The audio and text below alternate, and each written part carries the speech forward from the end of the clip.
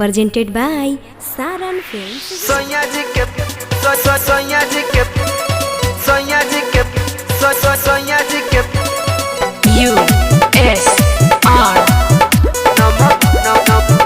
नमकीन जैसे रातियों में करेला दिन जैसे रातियों में करेला दिन जैसे सोया जी के प्यार नमकीन जैसे भतरा के प्यार नमकीन जैसे राजा जी के प्यार नमकीन जैसे करी गिरावे अमीन जैसे करी गिरावे अमीन जैसे घट जानी हमहू जमीन जैसे रातियों में करेला दिन जैसे सोया जी के प्यार नमकीन जैसे भतरा के प्यार नमकीन जैसे राजा जी के प्यार नमकीन जैसे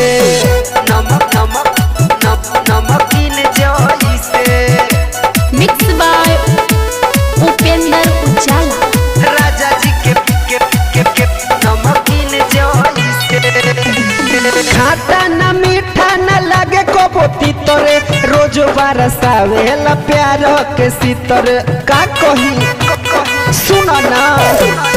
खाटा न मीठा न लगे कोबोती तोरे रोज बरसावेला प्यार के सितरे डोज देवे कोरोना वैक्सीन जैसे डोज देवे कोरोना वैक्सीन जैसे मनवा हो जाला रंगीन जैसे रातियों में मारेला दिन जैसे सोया जी के प्यार नमकीन जैसे राजा जी के प्यार नमकीन जैसे भतरा के प्यार नमकीन जैसे सोनिया जी के सोनिया जी के सोनिया जी के सोनिया जी के प्यार नमकीन जैसे हमहू तो खोजे नी उहे रोज रोज हो सातों दिन देवेला मोहब्बत के डोज हो